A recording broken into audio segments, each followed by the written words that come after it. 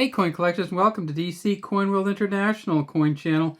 I'm not sure what we have here, but we have something. And so let's take a look at it and see if we can try to figure it out. This is clearly from the 1950s sometime, and it clearly doesn't have all four numbers on it. So let's take a look at this, and then let's take a look at some other coins and see if there's any way we can kind of figure out either what happened or what we might have. All right, so starting off, I'm thinking it's probably a 1951. So, I mean, it looks like it. I mean, I guess it could be a 4 or something else, but so I'm going to put the 1951 on top of it. And I mean, it is very similar. In 1951, at the Philadelphia Mint, they made 296 million of these. They made a lot of them. An extra fine, this is worth 40 cents. MS65, it's worth $16.50. If you can get a proof one of these, which they actually made in 1951, it's worth $80 for a proof one. Now, of course, a proof one's going to be a Philadelphia proof one because they didn't make them at the San Francisco Mint then.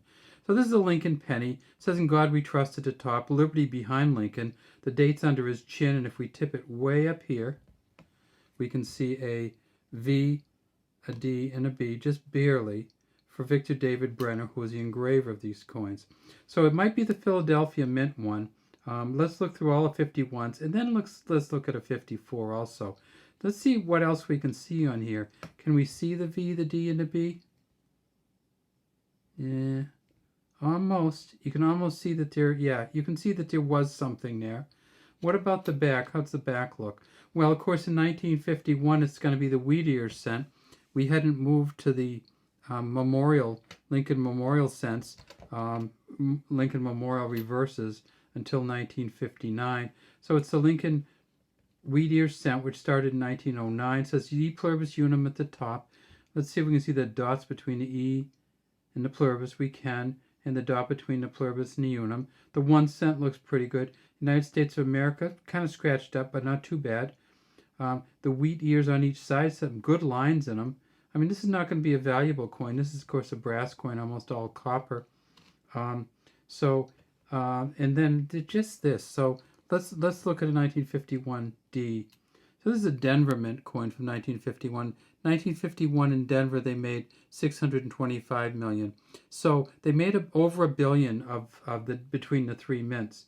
What other mint was there? Well, of course, there was the San Francisco Mint, and that's this one here. And look at that. That one is a little bit more suspect, maybe. So this is a San Francisco Mint one. In 1951 to San Francisco Mint, they made 136 million. Either one of these in an MS65 is going to be worth $8 to $10.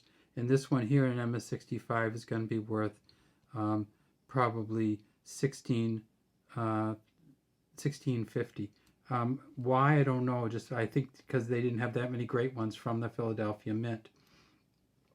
All right, so that's the one, and I'm saying, okay, maybe something hit this so hard from the side, or maybe when it was minted, the die actually kind of turned on it somehow and changed that one over to the side and took some of it off. You can see there is a dent there. Let's look at the 1954s and see if there's a 54 possibility here. There we go. Well, maybe we will. Here it is.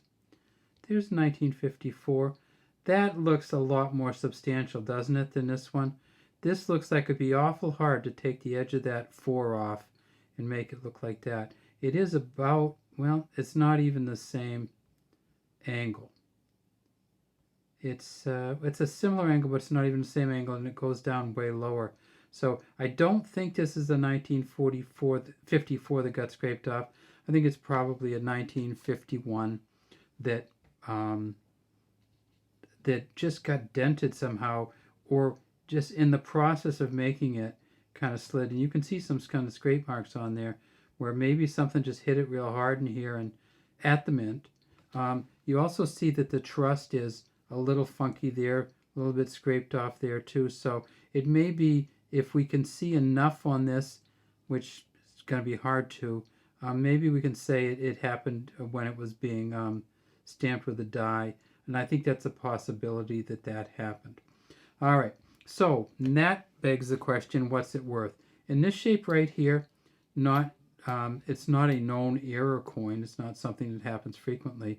This is going to be, and it's probably not post-mint damage, just because nothing else got damaged in here really. It'd be really hard to damage that little piece without damaging anything else in here, so especially the rim. So I think it probably happened at the mint. What would you value it at? Well, it's interesting because I looked for these and I found one on the internet, a 1951D that looks similar to this, and they're trying to sell it for $249, $250. So I guess what you'd value it at is you could put it on eBay and put a price on it and see what somebody would pay you for it. I'm just going to keep it though because I don't think it's worth that much, but it's really kind of cool and I'd love to have it. So that's all we have today from DC Coin World International Coin Channel. Look for pennies and look for these because you can still get some of the wheat ears even in today's change. Have a great day from DC Coin World International Coin Channel.